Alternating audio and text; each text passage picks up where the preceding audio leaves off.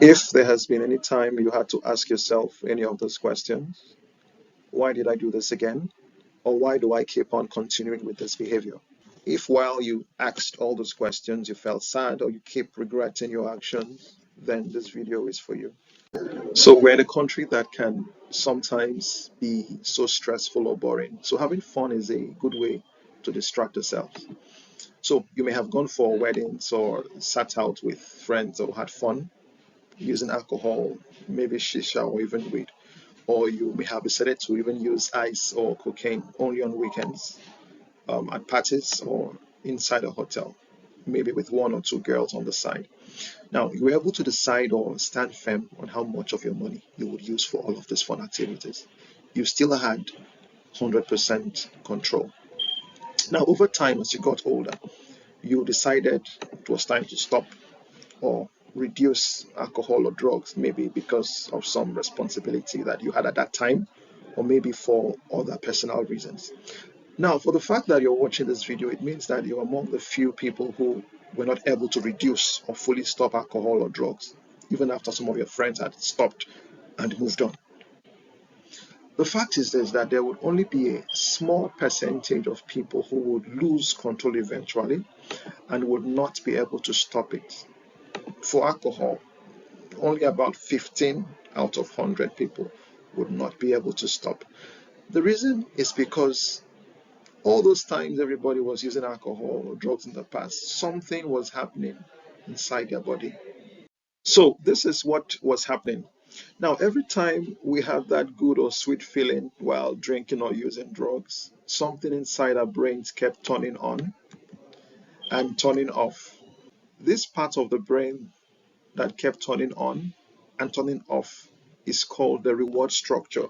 And for a few selected people, the more this thing kept turning on and off, it will finally reach a point where it will create a mark in the brain.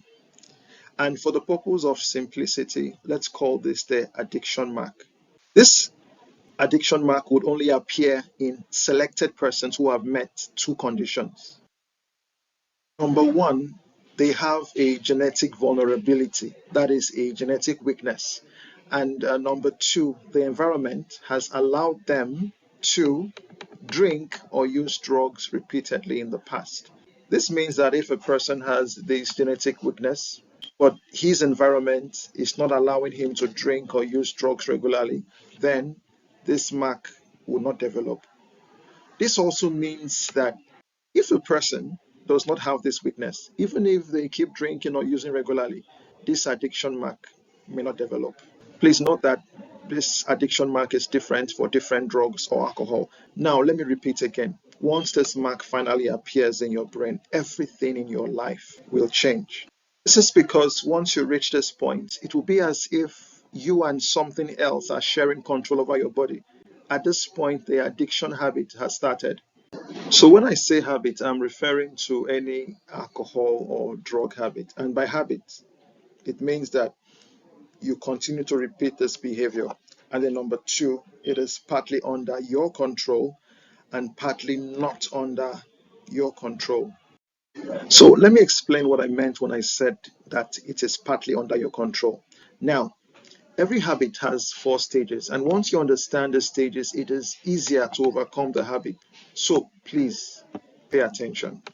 A segment I'm starting with is the action or the response stage. In this stage, you know when you are using your legs to go and get the alcohol. Maybe you entered a cab or a keke. You also know when you have to lie to someone just to ensure you get the drugs. But before you took action, something else happened. It was as if another person was inside you. You feel like you were being pushed or controlled to do something. You felt really uncomfortable in your body. You even may have had thoughts and negative emotions coming very strongly on you. This different personality that appeared to influence you, we can call it the craving self, and it is a very powerful personality. Once you finally responded to this craving self, after you drank or used drugs, yeah, you felt bad. You may have even had regrets for doing it again. But before then, you felt good inside. You had a sweet feeling of relief. You felt satisfied for a few minutes. This good feeling is called the reward stage. Now, after you experienced the reward, it's as if the control from the craving self stopped for a while and the chains of the control over you had ended. It's as if the reason the craving self came was to get you to have the reward. It knows that each time you have this reward, that addiction mark we mentioned changes and gets bigger, and the craving self takes over more frequently and is even more overwhelming. But this craving self isn't always active. There is something that you come in contact with before this craving self becomes active to the point that it takes control over you. Now, this thing that activates the craving self is called a trigger or a cue. So this means that if you don't come in contact with your trigger, the craving self cannot come and force you to do what you don't want to do. So let us summarize the habit cycle. So this is you starting your day normally. There is no issue and things are going very well. Next thing you know is that something happens and you come in contact with your trigger. Now, once that happens, the craving self becomes active and takes over, and you feel controlled, and then you now proceed to use drugs and alcohol while still being controlled by the craving self. Next, after you have gotten the good feeling, that is the reward, the craving self leaves you, and then you now come back to your normal self until the cycle starts over again. So it's step one, followed by step two, and step three, and step four, and back to step one. So we start with you come in contact with the cue and trigger. Next thing, the craving and the urge happens. And this craving and urge now influences you to take a response or take action. After you have gotten the highness or the reward, the craving self leaves you and you come back to your normal self. And the cycle starts all over again until you come in contact with the next trigger. So, how can you now use all of this information to overcome the alcohol or drug habit? Number one, we need to identify all your triggers. There are three categories of triggers that you usually come in contact with in order to activate the craving self. Number one, uncomfortable sensations. For example, when you experience withdrawal symptoms, body pains, aches, and fatigue, this is enough to activate the craving self. The second category of trigger is when you have strong emotions. For example, when you're angry, when you're sad, there's happiness, or even when you're horny. This is enough to activate the craving self sometimes.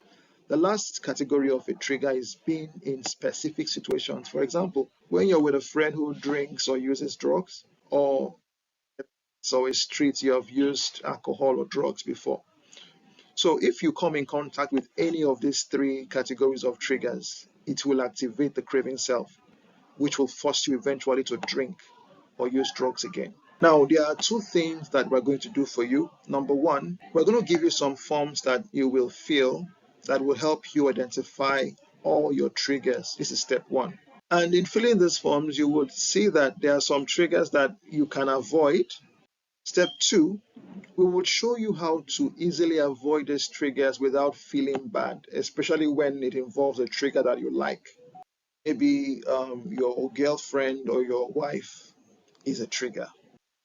Now, there are some triggers that you can't avoid. For example, money, which is a very strong trigger. You can't avoid being close to money because you need money.